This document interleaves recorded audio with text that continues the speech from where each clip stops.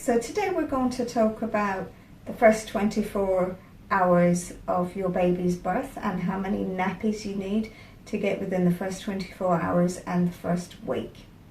So basically in the first 24 hours, we generally would like your baby to do at least one meconium poo, the size of a £2 coin ideally, and we like to see a sign of urine. Now bear in mind that your baby's tummy is very small. If you look on the baby's hand, on the palm, it's generally about the size of the palm of their hand. So the bigger the baby, the bigger the tummy, and obviously the smaller the tummy. Now this generally means that your baby won't particularly urinate a lot within the first 24 hours, or not really in the first week. So for a little boy or a girl, if you're not sure if the baby has weed, so for a boy, get a cotton ball and put it by his penis and he will wee on that, and we can see a sign of urine, because they often wee and poo together and it gets lost. Do the same thing for a girl, put the cotton ball by the vagina and again she will spray in it, and then we have proof of wee. So on day 2, we generally like to see 2 poos and a wee, and they have 24 hours in which to do this. The colours change. So on the first day you should see, like this picture here is a black sticky poo. That's the meconium, this is their first poo. And then depending on how well a baby is feeding. So if a baby is feeding really well, they rush through the colour changes. So the second colour you want to see is this picture here, which is the green slaty stuff. So that is less sticky than the previous meconium poo, which is harder to get off baby's bum.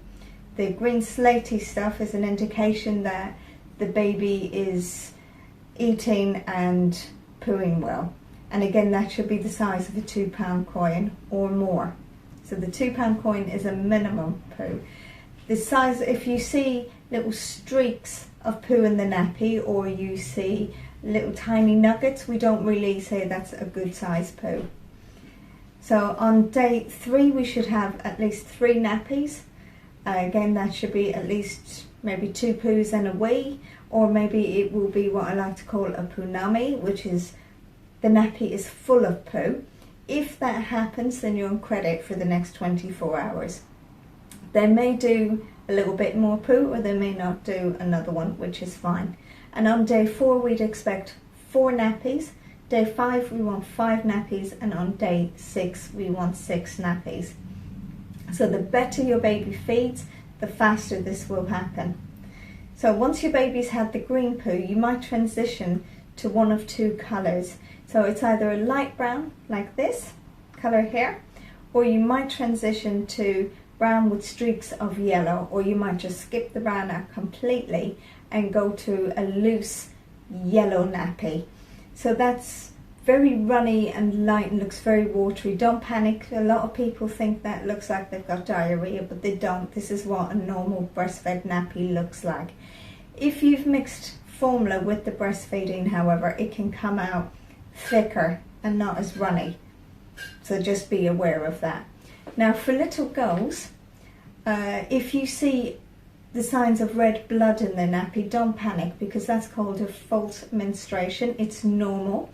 This is just your little girl getting rid of mummy's hormones. Sometimes you see it, sometimes you don't, but it just goes away after a little while, so just ignore it. The other thing little girls often do is sometimes there's mucus in their vagina. Just wipe that away gently. It's fine, it's completely normal. So don't worry about any of that. Now the other thing to be aware of is if you see an orange choke dust in your baby's nappy, do pay attention to that, because that means one of 2 things. That baby, it's an early indication that your baby is a little bit dehydrated. Sometimes the urine that's in that nappy as well, it can be quite yellow sometimes, or getting very yellow. If it's yellow, this is a sign of dehydration. So that either means that when your baby is latched on, they're not really feeding well, or maybe the gaps between the feeding are too long. So the way to fix that is basically make sure that the latch is really good. So you might want to see a lactate consultant or a feeding specialist to work out what's going on there. And the other thing is, if they're having a big gap between feeds, then you want to close that gap down. And then what you should see is the wee starts becoming lighter. So think of an adult's wee. When it's darker, it means you're dehydrated and you need to drink more. So it should be like a fine wine colour, or apple juice is a good colour, or completely clear is also a good sign. The other thing worth mentioning is sometimes your baby might have a little poo break. So as the system starts to settle, sometimes they might go for a day or two, or sometimes longer, without having a poo. Now, if that happens, it's always worth mentioning it to a feeding specialist, just in case. Sometimes if they go a little bit longer than we like, we might send you to A&E to have a little check-up to make sure everything's fine. Quite often we don't panic if they have a little break, as long as they're doing lots of wheeze and the wheeze are nice and clear. So that's a good indication that they're not dehydrated. It might just be how baby system work. And if you think about it, how many times a day would you actually poo? And sometimes you have adults that might poo once a week. They might move their bowels every second day, maybe every third day. Everyone's an individual, so do keep this in mind. But it's also worth checking with the feeding specialist that everything's okay.